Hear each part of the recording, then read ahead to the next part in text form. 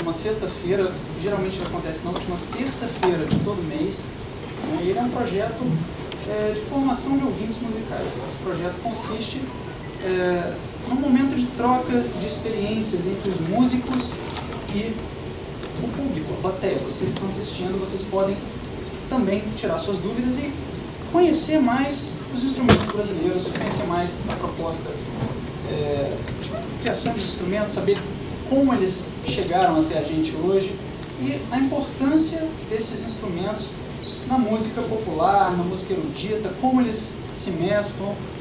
E esse projeto ele acontece, como eu falei, toda vez, na última terça-feira de cada mês. Hoje, excepcionalmente, nós estamos fazendo na sexta, por conta do Encontro Nacional dos Técnicos de Música, estão todos aqui presentes. Esse encontro ele é um encontro onde nós definimos a programação de música de todas as unidades do SESC do Brasil. Então, agradeço a presença de todos aqui. E eu gostaria de apresentar o Léo de Paula. E o Léo de Paula ele é um músico percussionista que tem um trabalho junto com a Orquestra Filarmônica do Espírito Santo e um trabalho muito forte com a música popular. Ele é um músico que já apresentou trabalhos internacionais, como concertista. Ele tem uma carreira, um trabalho muito sólido com a educação musical também, e eu espero que vocês aproveitem bastante para tirar suas dúvidas e suas curiosidades a respeito desse dia. Então, uma boa apresentação para vocês e convido o Léo de Paula.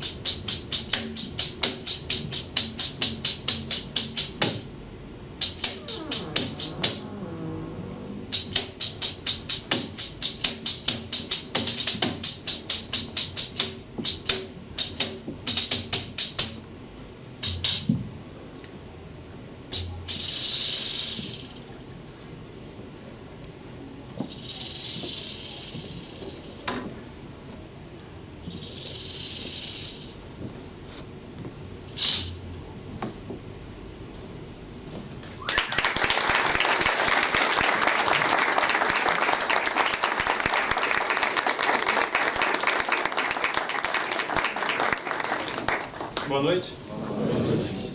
Primeiramente, obrigado pela presença. Fico feliz em tanta gente querer conhecer percussão brasileira, querer ouvir percussão fora do contexto habitual que a gente encontra, que é delicioso, mas pode fazer um pouco mais. Então a gente vai mesclar um pouco disso hoje. Conhecer a tradição e experimentar outras ideias. Começo pelo pandeiro, esse instrumento tão nosso, que é como um logotipo, é uma imagem muito associada ao Brasil. É um instrumento que, apesar de hoje em dia ter essa abordagem, a bem da verdade ele vem lá do Oriente Médio. Na verdade, até na Bíblia tem citações bem antigas ao pandeiro. Desde o tempo dos Sumérios, na Mesopotâmia, a gente encontra esculturas de pandeiros como tamber, timbrel e outros pandeiros daquela região. Então, é um instrumento hoje muito nosso, só que existe há muito tempo por aí afora. Então vamos conhecer alguns pandeiros que existem por aí. Esse aí é o pandeirão do Boi do Maranhão. Também conhecido como tinindeira às vezes, tem um pandeiro grande desse tipo, muito associado ao boi bumbá, né? Esse é um outro pandeiro, só que é quadrado e africano. Chama-se tamalim. Vem de Gana. Aqui temos o daf e o bendir, que são iranianos. São pandeiros grandes da Pérsia. Um detalhe interessante é que, apesar de serem pandeiros, a gente nota que eles não têm platinelas, né? Que são presentes no nosso pandeiro brasileiro.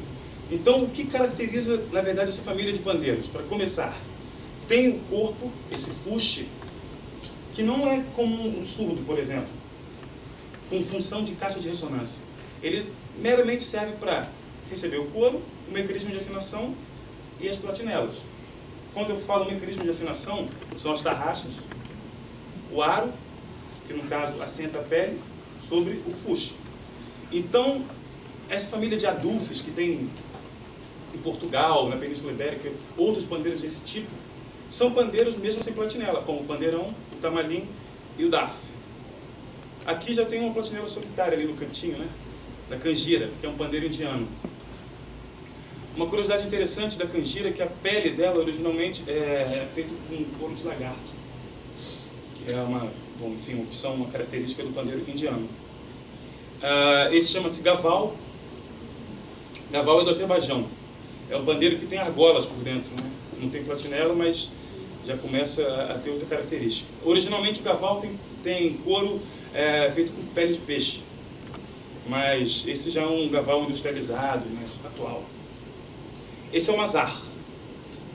O mazar é do norte da África, em Tunísia, no Marrocos, um pandeiro com essa fila de platinela dupla, que é bastante comum na cultura nessa região. E esse é outro pandeiro do norte da África, chama-se rik. Rik é egípcio. Chegamos ao pandeiro brasileiro. Então eu quero mencionar alguns nomes que são importantes na consolidação e na projeção desse instrumento, tanto aqui como fora do Brasil. O primeiro deles é João da Baiana. João da Baiana é considerado por muitos como o precursor e introdutor do pandeiro nas rodas de samba. Ele frequentava o terreiro da Tia Seata, naquela história lá bem no princípio do século XX, né? Um pouco em 1918, assim, nessa etapa do machixe, e tocou com muita gente. Ele formava um trio inseparável com donga e pixinguinha. Tocou na Rádio Marique Veiga, Rádio Nacional. É um nome importantíssimo do pandeiro. Esse é o Russo do pandeiro. Russo tocou com a Carmen Miranda há muito tempo, foi para os Estados Unidos e foi possivelmente o primeiro pandeirista a projetar o instrumento fora do Brasil. Então o pandeiro o projetou e ele também projetou o pandeiro. Ele tinha uma característica interessante que ele era malabarista também. Esses caras que rodam o pandeiro, fazem uma cena tipo passista, ele já fazia bastante isso na época e isso ajudou a consolidar essa imagem do pandeiro como uma coisa um pouco caricata. E esse é o Jackson do pandeiro. Dispensa apresentações. Um nome importantíssimo no gênero nordestino, cocos, chachados, um baião, tem toda uma maneira particular de interpretar, grande compositor inclusive, e também com o nome associado ao instrumento, contribuiu muito nessa projeção. E aqui o Jorginho do pandeiro, um nome fundamental num divisor de águas da técnica do instrumento relacionado ao choro. Tocou com muita gente, especialmente Jacó do bandolim, por muito tempo, integrante da Época de Ouro, ainda em atividade, integrante desde a primeira formação, começou na Rádio Tamoio, tocou com Elisete Cardoso, com Paulo da Viola, enfim, muita gente. E aqui o Marco Suzano, que é o nome mais recente, que da década de 90 para cá, revolucionou a linguagem do instrumento, propôs a sonoridade mais grave, até a opção de platinelas, tipo de liga metálica, uma coisa que realmente introduziu o pandeiro na música pop, consolidou isso, tocou com Sting, com Lenine, com muita gente, e tem esse mérito. É interessante mencionar que o pandeiro, já incorporado à música de concerto, como essa obra que eu toquei, chamada Ao Léo e Tal, é uma peça que foi escrita, dedicada a mim, fiz em 2009, pelo compositor Dori Santana. É isso aí, ele é daqui. Ele está aí? Não, não está. Bom, disse que vinha, não veio. Está chegando, eu sei. Dori dedicou essa obra para mim, outras obras também, obra para Cuíca, Repique. A gente tem essa relação muito próxima, né? Ele é compositor, pianista e é chegado no pandeiro também. Agora temos um quadro de Debré, já mudando da água para o vinho, não tão para o vinho, mas começou a vir um outro sabor. É um quadro chamado Jogador de Urucungo. Alguém tem ideia do que seja urucungo?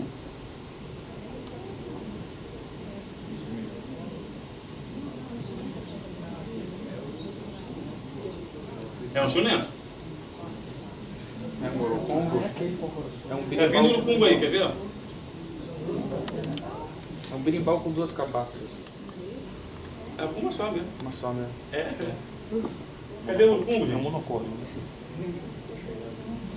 Bom, urucungo é um nome que também se dá ao berimbau. Aí chegou o urucungo. Então, um pouco de urucungo para vocês. Obrigado.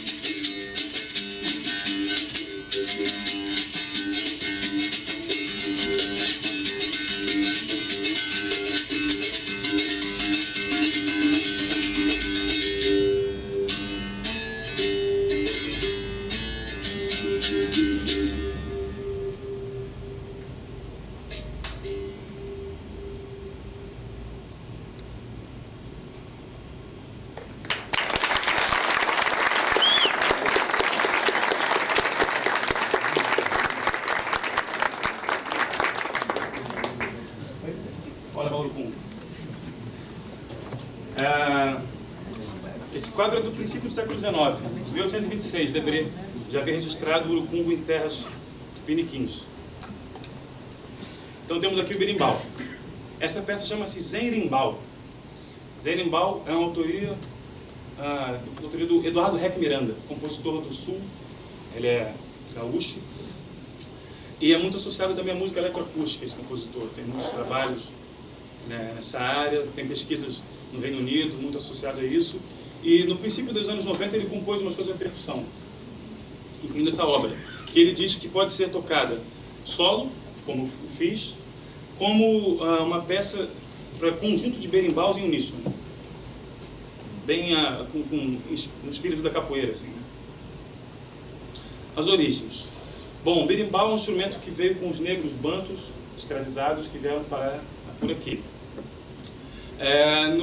No território de Angola é encontrado com o nome de umbu, bobulumba, e em Moçambique com o nome de chitende também. No Moçambique também é encontrado em rituais, uma coisa espiritual, assim, meio xamânica, com o chitende junto nas tribos moçambicanas. Bom, o berimbau se tornou um instrumento muito conhecido em função basicamente de uma figura, que é esse senhor, Naná Vasconcelos. Dispensa apresentações também. Na década de 70, nos Estados Unidos, se envolveu com jazz, com nomes importantíssimos, e o berimbau é seu instrumento número 1. Então, a exemplo do Russo do Pandeiro, o berimbau o projetou e ele projetou o berimbau também. Outro nome importante é o Ramiro Mussoto. O Ramiro Mussoto é um argentino que se radicou na Bahia e nos deixou muito cedo, com seus 40 e poucos anos, vítima de um câncer. Tocou com Lenine muito tempo e desenvolveu uma pesquisa em que ele misturou o berimbau com elementos eletrônicos também, e sistematizou uma série de ritmos, outros, possibilidades, né, nesse âmbito extra capoeira. É importante mencionar que o berimbau, a princípio, é feito com biriba, que é a madeira que melhor funciona, mas outras madeiras são utilizadas e tem várias possibilidades no uso também da cabaça. É um instrumento que já, enfim, já caiu nas graças do luthier e, infelizmente, temos cada vez mais possibilidades de bons instrumentos que elevam o berimbau a um patamar que sai dessa coisa apenas do folclore, da capoeira, e torna um instrumento protagonista na sala de concerto, por exemplo. E eu queria compartilhar outros berimbaus que tem por aí afora, exemplo do pandeiro. Só que agora eu vou mostrar para vocês um vídeo, ao invés de uma foto. Temos isso aqui. É um musicólogo, acho que é um musicólogo francês, acho que em Burkina Faso ele gravou esse vídeo, não tem informações concretas, mas ele tinha muito vídeo africano em Burkina Faso, então suponho que seja de lá. Vamos ver esse berimbau.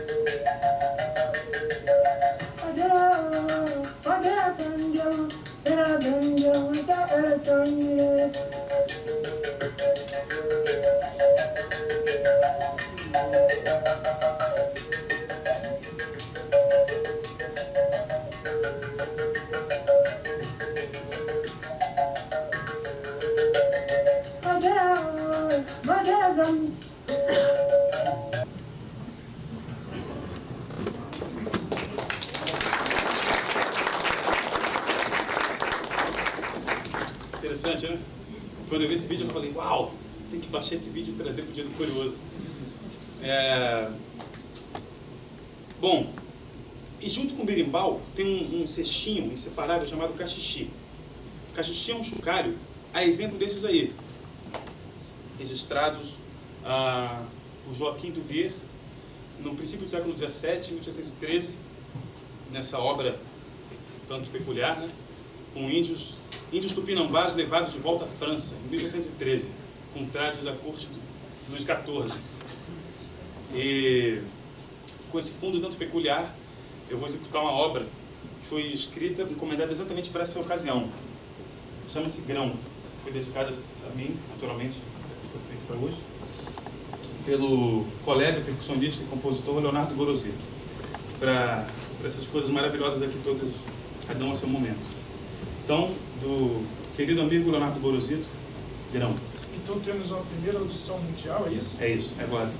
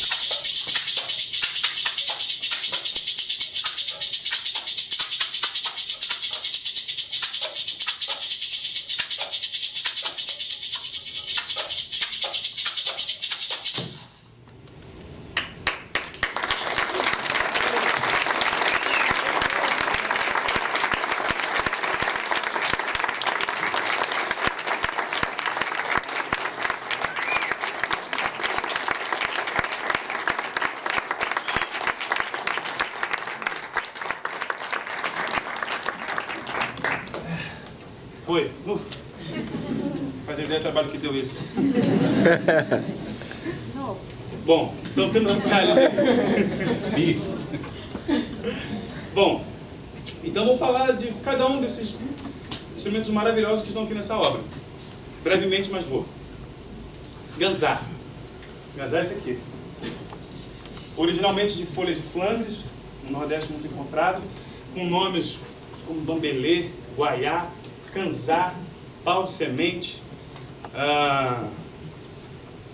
e vários outros nomes. Pode ter no seu interior bolinhas de chumbo, grãos de arroz, grãos de areia, depende do gosto do freguês. Cachixi.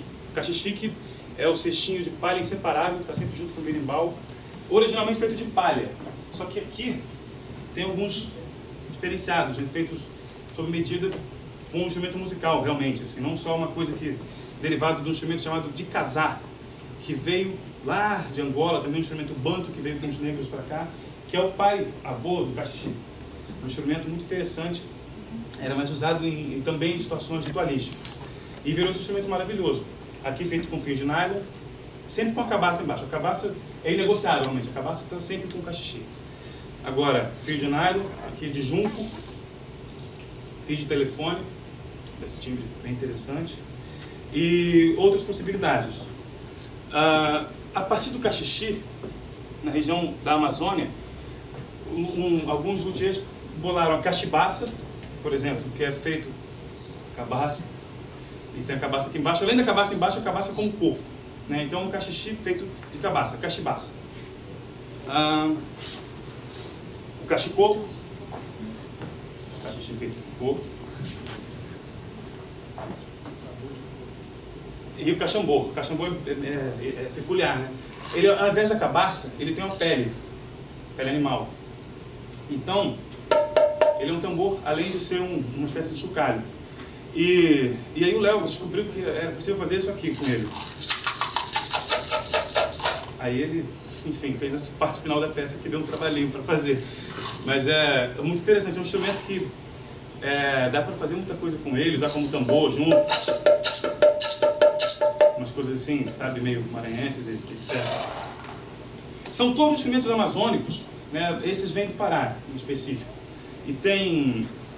E eu não posso precisar se são exatamente luthier ou se já existiam numa tradição local, né? O próprio luthier me disse isso, que há espécies de chocalhos semelhantes com comunidades indígenas, mas não necessariamente ele sabe afirmar se luthiers pesquisaram e aprimoraram ou se é, enfim, fruto de uma coincidência, mas são chocalhos amazônicos. E agora o chequerê, que aí já muda realmente de ideia. Para começar, é legal a gente ter a consciência do seguinte: é um instrumento africano, legal, esses também são de origem, mas você chamar um instrumento de africano é tipo você falar o seguinte: não, isso aqui é europeu, e aí o cara da Sérvia é igual a um cara da Península Ibérica. Não é. Então um banto angolano não é igual a um cara do Benin, então na costa ocidental. Então o negro Jeje Nagô, dessa região, tem o chequerê como instrumento característico, uma região bem distante e que vieram parar no Brasil da mesma forma. É muito associado a cultos de Jeje Nagô, naturalmente no Maranhão tem. Em Pernambuco é muito encontrado no maracatu com o nome de abê. E é um instrumento que é muito encontrado em outras colônias francesas, né? Então fora do Brasil tem outros caras que têm uma imagem e uma associação forte com o chequerê. Essa que é na verdade uma rede com miçangas aqui, com contras, numa cabaça, a exemplo de outros momentos que a cabaça está muito presente. É bem rudimentar, mas é de uma riqueza assim, inestimável. Eu sou suspeito para falar, mas é o que eu acredito. E o caracaxá. Caracaxá também é chamado de maraca de guerra ou maracá, que é esse instrumento aqui, bem típico de Pernambuco, muito encontrado no caboclinho. Às vezes tem mais de 2, 3, 5 pontas dessas aqui. É muito frequente na dança. Às vezes também encontrado em terreiros também, em rituais, além do ambiente do caboclinho. Me lembra um que é usado no Congo, em roda d'água, que parecia com essa, mas é uma só.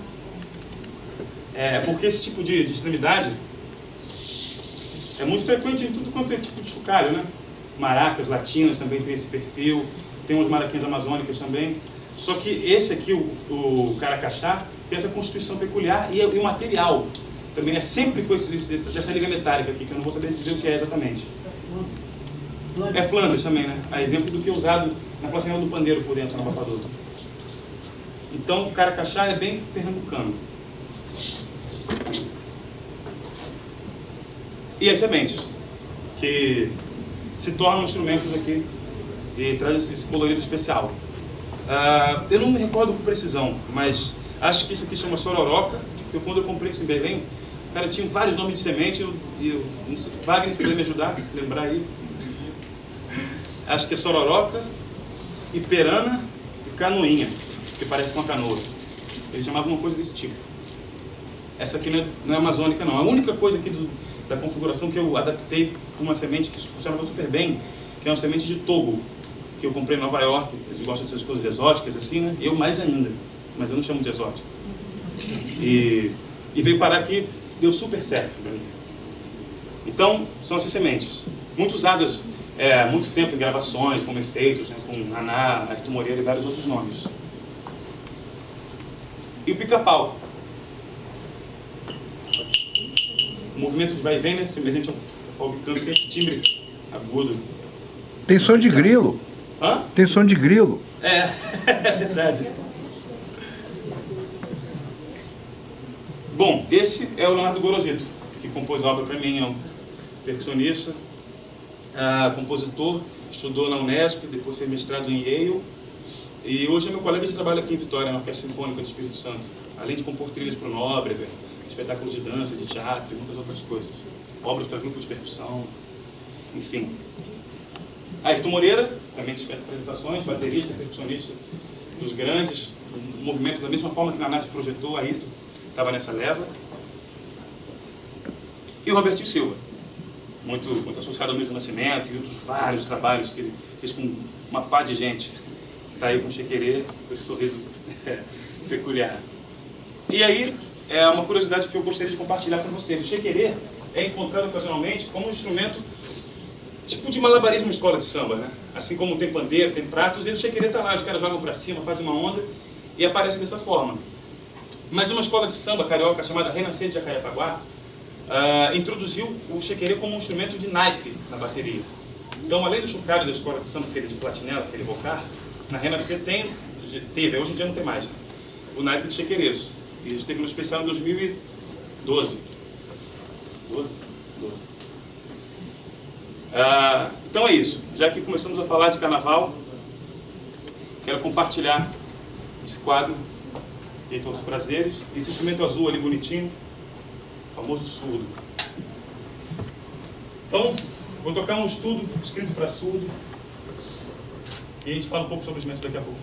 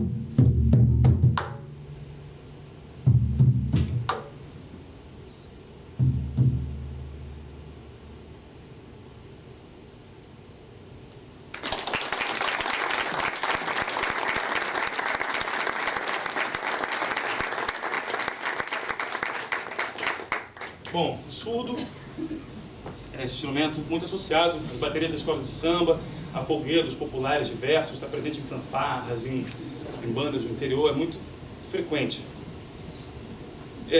Esse estudo foi escrito por Rodolfo Cardoso, esse senhor que ali está, professor da Unirio, professor doutor da Unirio, atuou muitos anos como timpanista em orquestra, como Petrobras Sinfônica, Sinfônica Brasileira.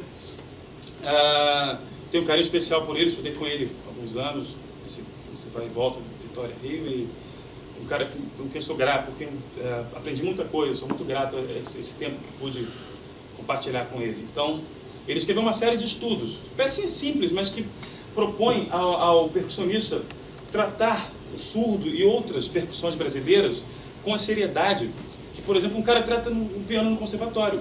Ele aprende lá desde cedinho, aquela coisa ali, nota por nota e tal, e que você não pode aprender um surdo também, lendo as notinhas, descobre que é baqueta, sabe? Então, Rodolfo, que é cria do Luiz da Anunciação, chamado Pinduca, propõe essa sistematização. Então, toquei esse estudo dele. Surdo tem uma origem muito interessante. Esse senhor, chamado Alcebiades Barcelos, conhecido como Bide, quem é atribuída a inserção e a criação desse instrumento. Bide andava muito com Bussi Moreira, neto da tia Seata. E esse instrumento era feito com latão de manteiga. Eles colocavam couro em cima e prendiam com taxa. E batucavam. Bide acrescentou esse instrumento à bateria da Deixa Falar, que hoje em dia é o taxa de saco. Então, é uma adaptação do Bussi Moreira com Bide, introduzida no Estácio, e veio virar esse instrumento maravilhoso, que é também feito de alumínio, de madeira, de várias outras soluções. E é análogo à caixa surda, que é muito presente nas orquestras sinfônicas. Wagner escreveu para a caixa surda, as Valquírias, outras obras importantes do repertório de concerto, que tem um instrumento muito parecido com o nosso surdo. Então, existem surdos por aí afora também, mas esse surdo, com essa adaptação e com essa origem, é nosso, é brasileiro, realmente. Então, compartilhar com vocês grandes nomes também. Vou mencionar dois em especial. Um, indispensável, é o Gordinho do Surdo. Antenor Marques é o nome dele, mas todos conhecem como Gordinho. O Gordinho é uma lenda viva, praticamente, porque ele foi capaz de tocar com todo mundo, praticamente, relevante do samba carioca, desde os sambas enredo, década de 70, passando por Alcione, Bete Carvalho, Fundo de Quintal, Zeca Pagodinho, todo mundo, Paulinho da Viola, até o samba mais midiático de hoje, com Tiaguinho, Belo, todo mundo ele trabalha. Um disco de samba e gêneros semelhantes, com a assinatura do Gordinho no Surdo, tá lá. Tem respeito, entendeu? Então, Gordinho do Surdo. E essa é a Dagmar. Dagmar foi a primeira mulher a participar de uma escola de samba na bateria como ritmista. Dagmar desfilou tocando surdo em 38, na Portela. Ela era cunhada do Natal Presidente, uma figura importante associada à Portela. Agora eu vou mostrar para vocês, já que eu falei tanto dessa coisa da escola de samba, um trecho curto de um vídeo em que a bateria de escola de samba está se preparando para um ensaio técnico na Sapucaí, com um naipe de surdos, de prontidão, desafinando e se entrosando. É bem interessante. Bateria da Imperatriz Leopoldinense.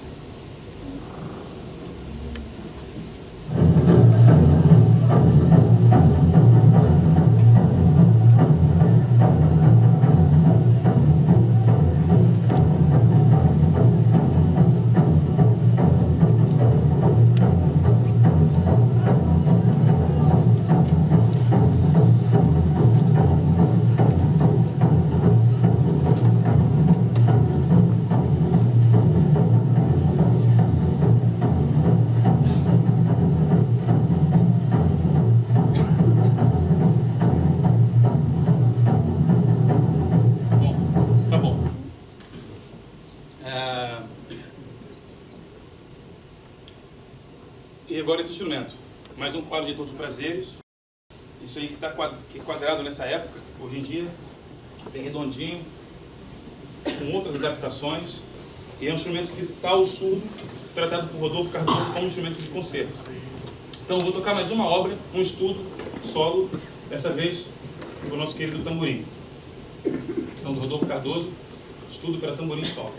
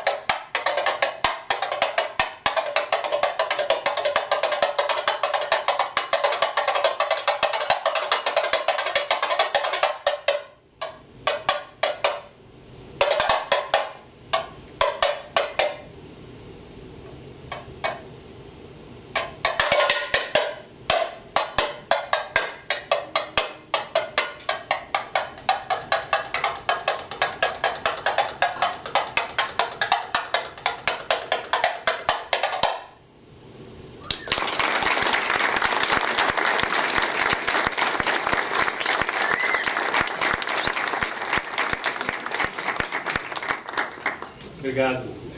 Tamborim, que é da mesma forma que o pandeiro, símbolo muito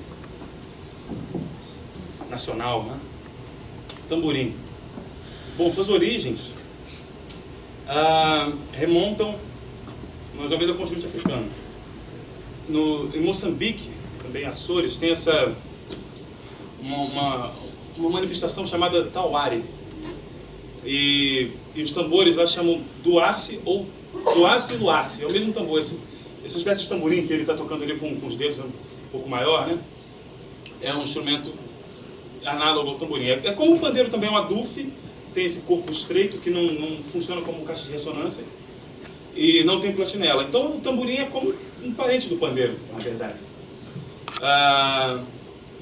Tem esse tamborico, do sotaque do boi, também, que é um parente do tamborim, nitidamente vocês veem, não tem como contestar, né?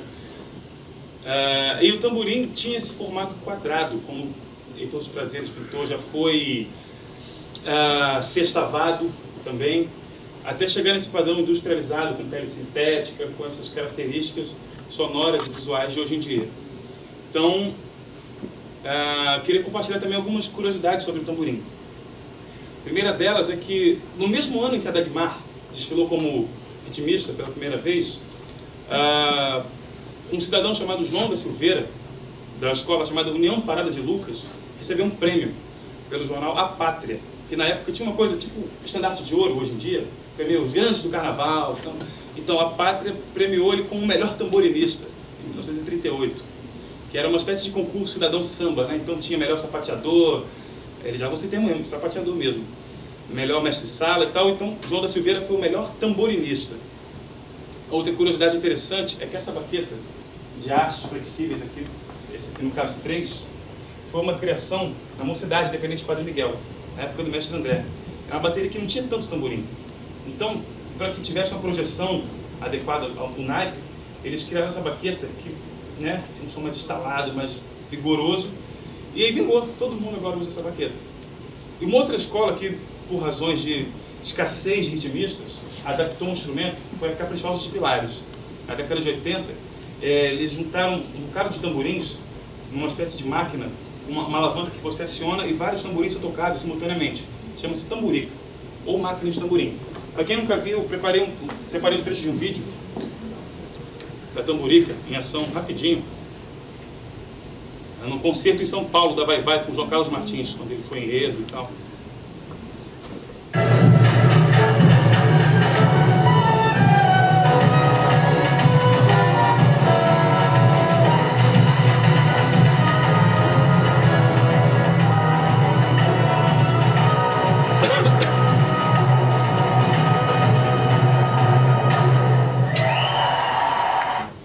Pois é. Então, é como se fosse um naipe, né? A gente ouve como se tivessem, sei lá, uns 5 caras tocando juntos. Então, mais uma adaptação em função da escassez de ritmistas. A gente sempre dá um jeito, né? O brasileiro não é bobo. E agora, chegando ao final, mais um instrumento que eu quero compartilhar, chama-se tantã, também chamado de rebolo em São Paulo. O tantã tem uma origem muito interessante. Esse cidadão aqui chamado Sereno, do grupo Fundo de Quintal, é compositor também, intérprete, e ele se incomodou nesse começo dos anos 80 com essa questão do samba nas rodas que se fazia, que era meio pesado, né? Tinha muita coisa, tinha um instrumental tipo bateria de escola de samba, batucadona com surdo, com caixa, as coisas, e isso impedia de ouvir com clareza o cavaco, que era tipo gado na época, né? Não tinha essa coisa elétrica, muito frequente. Então ele falou, eu quero uma marcação que não soe tão agressiva, então eu vou procurar uma solução para isso. E aí ele, inspirado nos trios de bolero da época, tipo Los Panchos, trio Iraquitã, ele reparou num instrumento chamado tambora. Tambora é tipo uma conga, é uma coisa entre conga e que ele adaptou para o tantã, que eles tocavam nesse trio, e tinha um timbre que agradava. E aí ele pegou a tambora, adaptou para as dimensões e tal, o instrumento, e introduziu no Fundo de Quintal. Eu separei um vídeo com o trio Iraquitã, tocando com essa formação, com esse tipo de instrumento, para a gente ter uma noção do que se trata, para quem não conhece, naturalmente.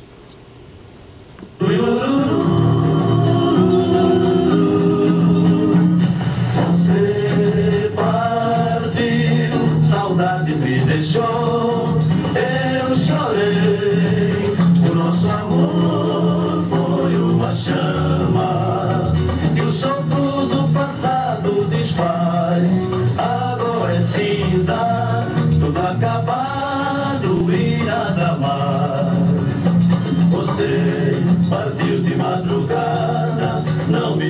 de nada, isso não se faz.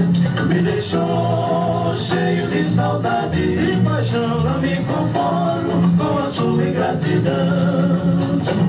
Você partiu, saudade me deixou, eu chorei.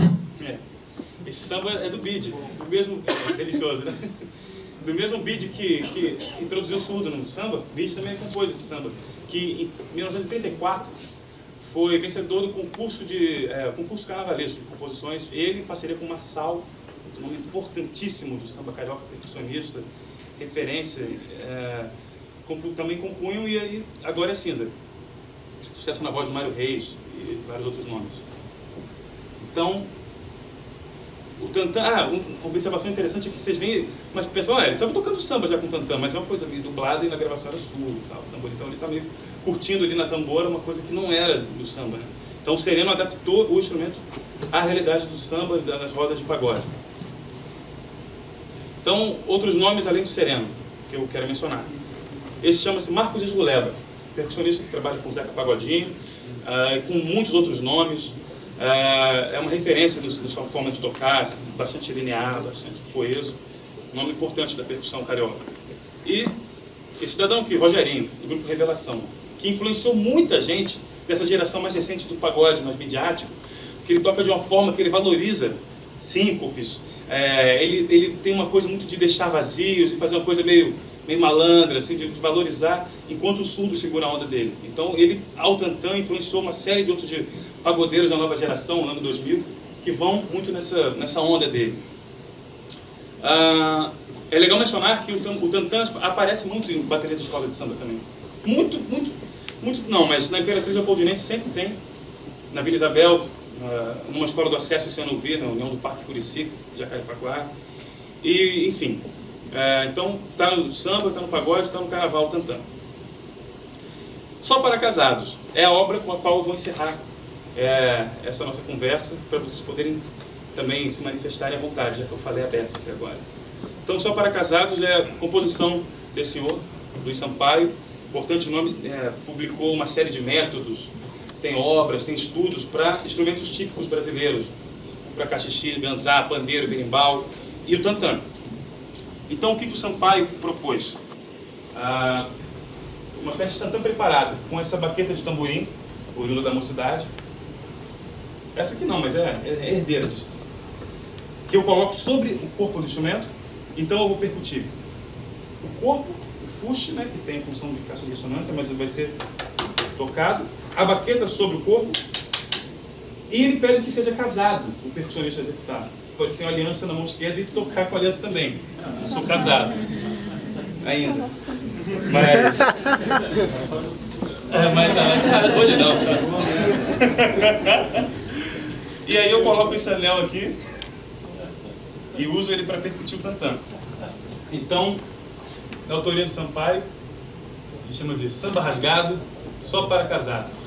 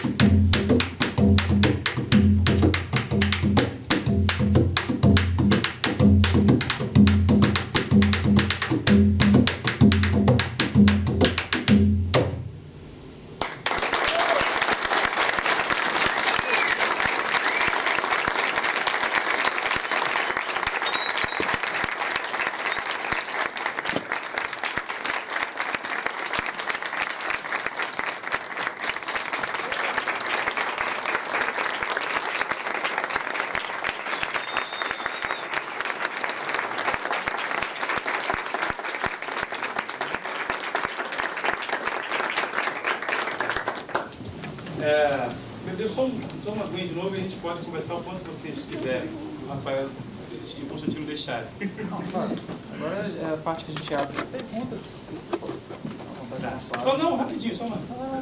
Estou chegando rápido. E alguém tem alguma pergunta para abrir essa sessão?